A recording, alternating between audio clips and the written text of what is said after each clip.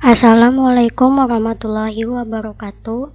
Saya Nia Syukriya dari Akademi Keperawatan Fakultas Ilmu Kesehatan Universitas Islam As-Safiyah ingin mempresentasikan tugas mikrobiologi dan parasitologi dengan berjudul Onychomycosis, Candida, Fusarium, Cephalosporium, Scopulariopsis. Sebelumnya, saya mau mulai presentasi ini, saya ingin berterima kasih kepada dosen pembimbing saya, Ibu Kurotayun, yang sudah membimbing saya sampai selesainya presentasi saya pada hari ini. Yang pertama di sini ada onychomycosis. Onychomycosis ini adalah suatu penyakit infeksi jamur pada satu atau lebih unit kuku yang disebabkan oleh dermatofita, non-dermatofita, ragi, atau kapang. Di Indonesia, penyebab yang banyak dilaporkannya adalah Candida sp sama T-rubrum. Yang kedua ada jamur Candida sp. Pengertian dari Candida adalah infeksi jamur yang disebabkan oleh jamur Candida albicans. Infeksi jamur ini biasanya terjadi di kulit, mulut, dan organ intim. Jika tidak mendapatkan penanganan, infeksi akibat jamur ini bisa menyebar ke bagian tubuh lain seperti usus, ginjal, jantung, dan otak. Terus di sini juga ada morfologi spesies. Morfologi spesies ini yang pertama ada albicans berbentuk sel oval. Ini contoh gambarnya yang A. Foto yang A, terus yang foto yang B itu adalah contoh Pseudothiva. Itu adalah jamur yang memiliki ciri oval atau lonjong berukuran 2-3 kali 4-6 bertunas menghasilkan pseudomycelium baik dalam biakan maupun dalam jaringan dan eksudat. Terus yang kedua di sini ada contoh gambar koloni. Koloni itu adalah bagian permukaan terdiri atas sel-sel bertunas lonjong dan bagian bawahnya terdiri atas pseudomycelium yang terdiri atas Pseudothiva berbentuk blastoconidia pada ujung-ujungnya ragi. Ini merupakan flora normal selaput mukosa yang hidup di saluran pernafasan, saluran pencernaan, dan genital wanita. Ini gambarnya contohnya ada di nomor 2. Selanjutnya ada nama penyakit dari Candida yaitu Candidiasis. Candidiasis ini adalah penyakit akibat infeksi Candida, baik primer maupun sekunder, terhadap penyakit lain. Penyebab utamanya adalah Candida albicans. Penyakit ini dianggap berhubungan dengan hygiene dari penderita yang kurang baik. Contohnya ada di kaki, telapak kaki, mulut, ataupun kuku. Pengobatannya yaitu pemberian obat antifungi seperti gentian violet, derivat polin seperti nistantin, amphotericin, pimaricin, tricomycin, serta derivat imidazol seperti miconazole, clotrimazole, econazole, ketoconazole. Yang kedua, mengurangi faktor resiko. Yang ketiga, menanggulangi sumber infeksi. Selanjutnya ada gejala klinis. Gejala klinis ini yang pertama di daerah mulut. Infeksi mulut atau sering disebut dengan sariawan. Contohnya ada di gambar, terutama pada bayi terjadi pada selaput mukosa pipi dan tampak seperti bercak-bercak putih, yang sebagian besar terdiri atas pseudomycelium dan epitel yang terkelupas dan hanya terdapat erosi minimal pada selaput. Yang kedua, pada kulit. Infeksi kulit terutama pada bagian-bagian tubuh yang basah, hangat, sebagai contoh ketiak, lipat paha, skortum, atau lipatan-lipatan di bawah payudara. Infeksi paling sering terjadi pada orang gemuk dan diabetes mellitus. Daerah-daerah itu menjadi merah dan mengeluarkan cairan dan dapat membentuk vesikel. Yang ketiga, pada daerah kuku, kaki maupun kuku tangan. Biasanya kulit sekitar lipatan kuku terasa nyeri, bengkak, kemerahan, dan mengakibatkan penebalan dan alur transversal pada kuku dan akhirnya kuku lepas. Yang keempat ada pada genital wanita atau biasanya menimbulkan iritasi rasa gatal yang hebat, serta mengeluarkan sekret pada bagian intim wanita. Hilangnya pH asam menjadi indikasi timbulnya vulvogenitis candida. Yang selanjutnya ada pada paru-paru dan organ lain. Contohnya di gambar, infeksi candida dapat menyebabkan infeksi sekunder pada paru-paru, ginjal, dan organ lain yang sebelumnya telah menderita penyakit lain, misalnya tuberkulosis atau kanker. Selanjutnya ada pencegahan. Tindakan pencegahan yang paling mudah dilakukan adalah dengan menghindari terjadinya gangguan keseimbangan flora normal dalam tubuh, seperti mengurangi penggunaan antibiotik. Diagnosa laboratorium. Yang pertama di sini ada pemeriksaan mikroskopik, yang kedua ada kultur, yang ketiga ada serologi, yang keempat ada histopatologi, yang kelima adalah tes kulit. Cara infeksi. Cara infeksinya adalah pasien dengan sistem imun yang menurun. Sumber utama infeksi candida adalah flora normal dalam tubuh pada pasien dengan sistem imun yang menurun. Dapat juga berasal dari luar tubuh, contohnya pada bayi baru lahir mendapat candida dari vagina ibunya, pada waktu lahir atau masa hamil, atau dari staf rumah sakit, di mana angka terbawanya candida sampai dengan 58%. Meskipun masa hidup spesies candida di kulit sangat pendek. Transmisi candida antara staf rumah sakit dengan pasien dengan pasien biasanya muncul pada unit khusus. Contohnya, unit luka bakar, unit geriatrin, unit hematologi, unit bedah, intensif care unit dewasa dan neonatus, dan unit transplantasi. Infeksi candida dapat terjadi apabila ada faktor predisposisi baik eksogen maupun eksogen kontak dengan penderita. Selanjutnya ada siklus hidup. Daur hidup Candida albicans mempunyai dua fase, secara aseksual ketika uniseluler dan secara paraseksual ketika memiliki pseudohifa atau hifa sejati. Pada fase kapang, Candida albicans breakout bereproduksi dengan cara paraseksual menggunakan hifa sejati, sedangkan pada fase hamil menggunakan pseudohi. Artinya, aktivitas paraseksual dari Candida albicans breakout terjadi ketika ada perubahan beberapa sel dari berwarna putih menjadi apakue yang dikarenakan oleh ferrohormon biofilm. Paraseksual terjadi dengan cara konjugasi antara dua strain diploid dan kemudian tetraploid tersebut kembali bersatu menjadi diploid. Aktivitas paraseksual ini memungkinkan terbentuknya Candida albicans breakout baru dengan cepat tanpa resiko tinggi, berbentuknya spora yang imunogenik terhadap jamur ini. Pada sel apakue aktivitas reproduksi lebih efektif 106 kali daripada sel putih. Hospes definitif dan hospes parantara. Hospes definitif adalah manusia, sedangkan hospes perantaranya itu adalah jamur Candida albicans dan manusia. Patologi. Ada faktor endogen. Faktor endogen itu kayak perubahan fisiologik, umur, dan imunologi. Sedangkan kalau faktor eksogen itu iklim panas dan kelembapan menyebabkan persi meningkat, kebersihan kulit. Kebiasaan merendam kaki dalam air yang terlalu lama menimbulkan maserasi dan kemudahan masuknya jamur kontak dengan penderita, misalnya pada Trubalapositisi. Epidemiologi. Jamur ragi termasuk spesies Candida albicans yang merupakan flora komensal normal pada manusia, dapat ditemukan pula pada saluran gastrointestinal, mulut sampai anus. Pada vagina sekitar 13%.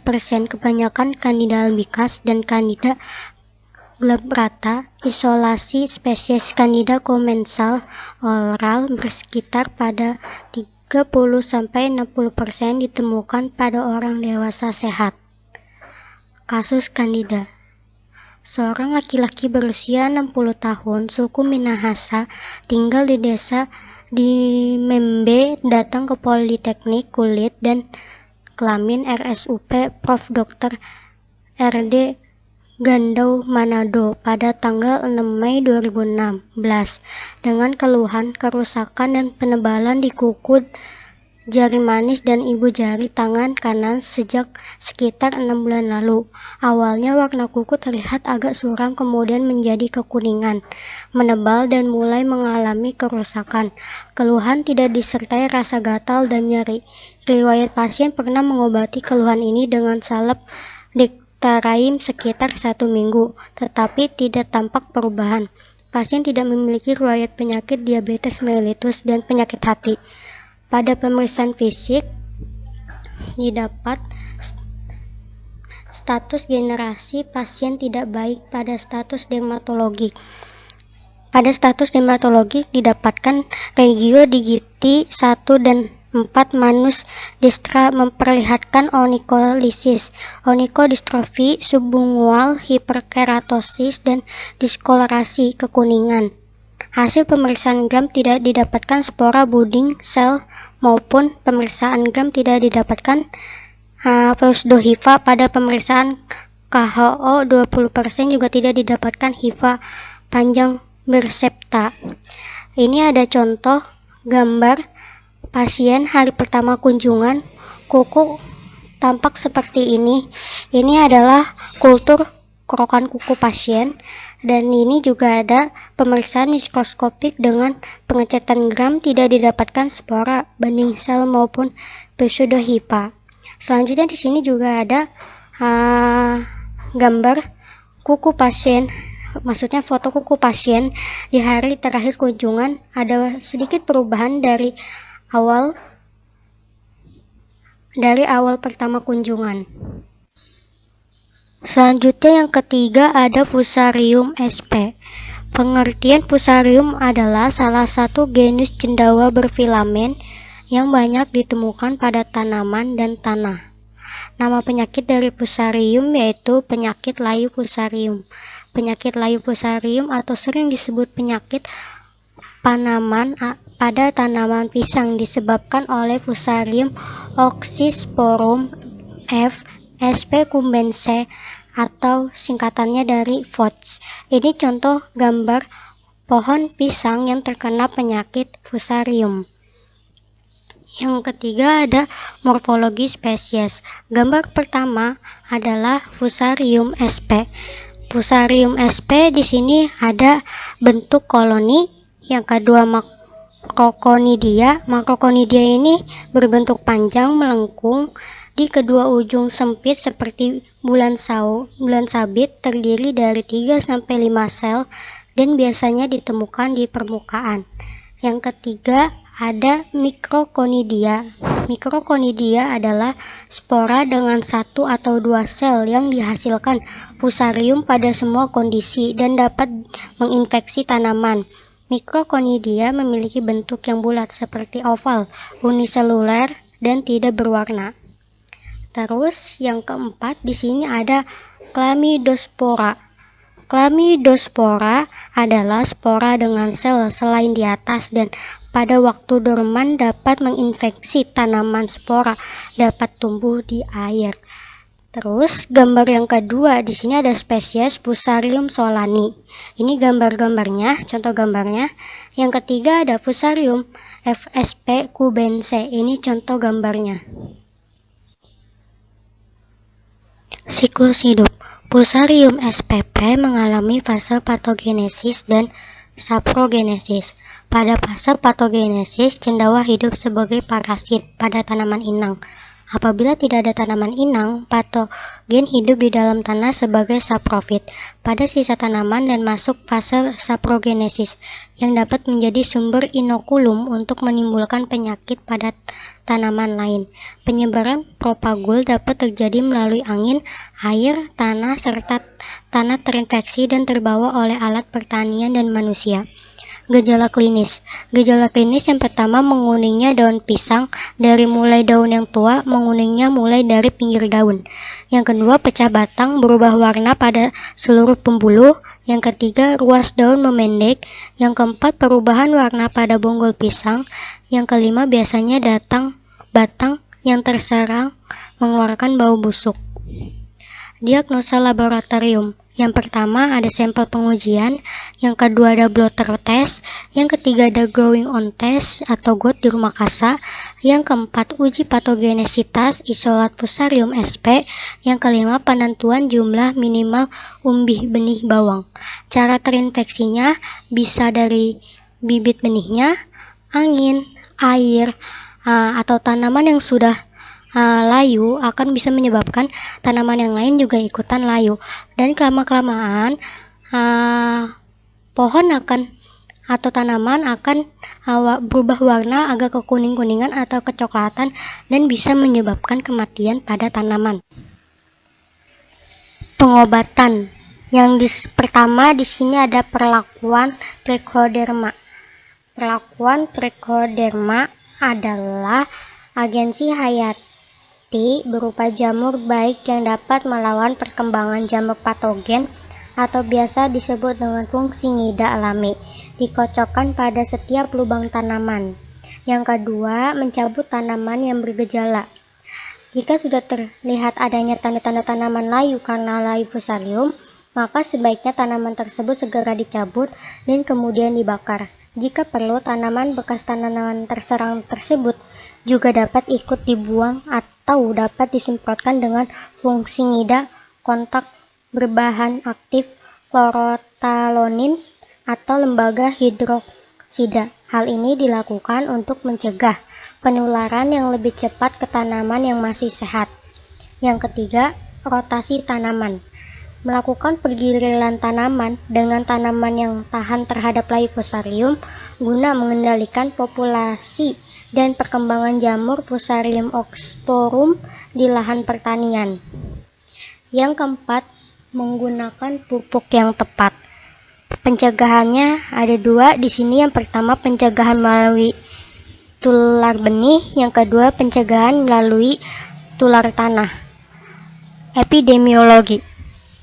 Fusarium oxysporum FSP cubense termasuk cendawa infektif awalnya bernama F. cubense, diisolasi oleh E.F. Smith 1910 dari bonggol terinfeksi VOTS di Cuba, Jamaica di alam. Cendawa ini memiliki conidium pada suatu badan yang diketahui dengan nama Sporodocium. Sporodocium muncul dari tangkai dan permukaan daun pada tanaman yang terinfeksi. Sporodocium ini keluar melalui stomata yang terbuka, paling banyak pada epidermis bagian atas tangkai daun. Conidia muncul di ujung hifa, baik ujung maupun lateral, dan terdiri atas dua jenis yang berbeda. Pertama, septa mikroconidia yang muncul dari kumpulan conidia berbentuk bulat, telur atau agak memanjang dengan ukuran 2-7 kali 2,5-3. Kedua conidia berbentuk sabit, ukuran bervariasi, dan sering ditemukan dikelilingi oleh beberapa mikroconidia. Contohnya pada gambar di sini, contoh gambar Fusarium oxysporum. Hospes definitifnya yaitu tanaman, sedangkan hospes perantaranya tanah, alat pertanian, manusia, dan tanaman. Selanjutnya patologi. Gejala awal dari penyakit layu Fusarium sp adalah pucat tulang-tulang daun, terutama daun-daun atas, kemudian diikuti dengan menggulungnya daun yang lebih tua atau epinasti. Karena merunduknya tangkai daun dan akhirnya tanaman menjadi layu keseluruhan, pada tanaman yang masih sangat muda, penyakit dapat disebabkan tanaman mati secara mendadak karena pada pangkal batang terjadi kerusakan. Sedangkan tanaman dewasa yang terinfeksi sering dapat bertahan terus dan membentuk buah, tetapi hasilnya sangat sedikit dan kecil-kecil.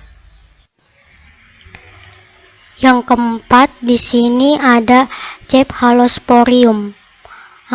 Sejarah Cephalosporium yaitu yang bernama Alexander Fleming adalah seorang dokter dan ahli bakteri asal Skotlandia. Melalui riset dan percobaan, dia berhasil menemukan jamur menghancur bakteri yang disebut penicillin pada tahun 1928. Yang kedua, Giuseppe Bronzo adalah seorang profesor hygiene dari Universitas Cagliari, Italia, berhasil mengisolasi strain Cephalosporium sejenis bakteri gram negatif. Pengertiannya yaitu Cephalosporium merupakan salah satu antibiotik yang memiliki cincin belactam dalam strukturnya, sehingga tergolong antibiotik belactam bersama-sama dengan penicillin, monobactam, dan carbapenem. Selanjutnya di sini ada sifat-sifat. Yang pertama ada generasi 1. Generasi 1 bersifat lebih efektif dalam menghadapi infeksi staphylococcal dan staphylococcal bakteri gram positif. Stabil terhadap asam, sedikit aktif dalam melawan bakteri gram negatif. Yang kedua ada generasi 2. Generasi 2 yaitu memiliki spektrum bakteri gram negatif yang lebih luas, akan tetapi lebih lemah dalam melawan bakteri gram positif dibandingkan generasi pertama. Yang ketiga, generasi 3. Generasi 3 memiliki aktivitas terhadap bakteri gram negatif yang jauh lebih besar, yang disertai dengan berkurangnya aktivitas terhadap bakteri gram negatif. Yang keempat, generasi 4. Generasi 4 ini memiliki spektrum yang lebih seimbang, sehingga aktif dalam melawan bakteri gram positif dan gram negatif. Yang kelima, generasi 5. Generasi 5 merupakan kelompok terbaru yang diidentifikasi meliputi Cephalobiole dan Cephaloline, meskipun pengelompokan masih belum diterima secara universal. Selanjutnya, sifat fisik. Sifat fisik kebanyakan Cephalosporium berupa padat yang berwarna putih, coklat, atau kuning muda, yang biasanya tidak bentuk amorf, tetapi kadang-kadang bisa berbentuk kristal. Cephalosporium umumnya tidak memiliki titik lelah yang tinggi. Sifat asam umumnya berasal dari gugus karbolatnya yang terkait pada cincin dihidrohiazin. Nilai keasamannya pKa tergantung kondisi lingkungannya. Sifat kimia. Adanya gugus belactam sangat mempengaruhi sifat kimia dari Cephalosporium. Bentuk geometri cincin dengan ikatan lengkap di dalamnya dijadikan Cephalosporium menjadi molekul yang cukup stabil karena memungkinkan terjadinya resonansi. Pembuatan senyawa turunan Cephalosporium biasanya dengan melakukan penyerangan menggunakan nukleofil seperti alkohol-sida atau hidroksilamin. Kegunaannya adalah dapat digunakan dalam melawan infeksi oleh bakteri dengan mengikat dan menjadi inhibitor enzim pembentuk dinding peptidoglika bakteri. Dibandingkan dengan penisilin yang juga merupakan antibiotik belactam, Cephalosporium memiliki sifat resisten terhadap enzim belactamase yang dihasilkan oleh bakteri untuk memutuskan ikatan pada cincin belactam. Digunakan untuk mengobati berbagai jenis infeksi oleh bakteri seperti infeksi saluran pernapasan, infeksi kulit, infeksi saluran urin. Digunakan juga untuk dalam pembedahan atau surgery untuk mencegah infeksi selama pembedahan. Produksinya adalah Cephalosporium dapat dihasilkan dari mikroorganisme Acremonium, Chrysogenum, Pluarum, Ameriopsis glabra, Americephalospis microspora, juga dapat menghasilkan Cephalosporium C. Yang kelima di sini ada Scopulariopsis sp. Pengertiannya adalah jamur yang ditemukan secara luas di alam mungkin merupakan primal patogen dari unit kuku. Hal ini mungkin lebih sering ditemukan sebagai sekunder inhibitat, hifa dan kandida aseksual. Diagnosa yang berbentuk lonceng bulat berbanding kasar dan memiliki basis terpotong. Mereka diproduksi dalam rantai. Koloni berwarna coklat, kayu manis, berbentuk granular dan datar. Morfologi spesies. Morfologi spesies di sini ada contoh gambarnya. Yang pertama, Scopulariopsis sp1. Diameter koloni 0,5 sampai 2 cm. Koloni berwarna putih keabu-abuan. Koloni fungi tumbuh berbentuk bulat. Kandida berbentuk bulat dan kondiofor bercabang-cabang. Yang kedua ada Scopulariopsis sp2. Ini contohnya. Scopulariopsis sp2, diameter koloninya 1 sampai 2,5 cm, koloni berwarna coklat muda. Dan di bagian pusat seperti kapas, kemudian seluruh koloni menjadi seperti kapas. Koloni fungi tumbuh semi bulat dan menyebar. Kandida berbentuk semi bulat dan kondidiofor bercabang. Yang ketiga, di sini ada contoh gambarnya Scopulariopsis sp3. Diameter koloninya 0,5 sampai 2,5 cm. Koloninya berwarna putih seperti beludru dan pada bagian tengah tubuh menyerupai kapas. Koloni fungi tumbuh semi bulat. Kandida berbentuk semi bulat dan kondiofor bercabang. Selanjutnya ada pengobatan. Pengobatannya ini hampir sama seperti Candida sp. Yang pertama, pemberian obat antifungi seperti Candidian violet, derivat polin seperti nistatin, amhotericin B, femirasin, trikomicin, serta derivat imidazol seperti miconazol, cotrimazole, econazole, ketoconazole. Yang kedua, mengurangi faktor resiko. Yang ketiga, menanggulangi sumber infeksi. Cara infeksinya dapat menyebabkan infeksi pada manusia, terutama pada pasien yang sistem kekebalannya terkompromikan. Ini adalah jamur keratinolitik lemah yang sangat tahan terhadap benomie. Diagnosa laboratoriumnya yang pertama, pemeriksaan mikroskopik. Yang kedua, kultur. Pencegahannya, tindakan pencegahan yang paling mudah dilakukannya adalah dengan menghindari terjadinya gangguan keseimbangan flora normal dalam tubuh, seperti mengurangi penggunaan antibiotik. Di sini ada hospes definitif dan hospes perantaranya. Hospes definitifnya yaitu manusia, hospes perantaranya yaitu tanah, bahan tanaman, dan bulu, dan serangga. Slide selanjutnya yaitu di sini ada referensi. Ini referensi yang saya ambil kebanyakan dari PDF. Terima kasih. Selesai juga materi saya tentang Onychomycosis, Candida fusarium, Cephalosporium, Scopulariopsis. Maaf bila ada salah-salah kata atau salah materi. Semoga materi saya dan yang saya presentasikan semoga bermanfaat buat kalian semua. Terima kasih. Wassalamualaikum warahmatullahi wabarakatuh.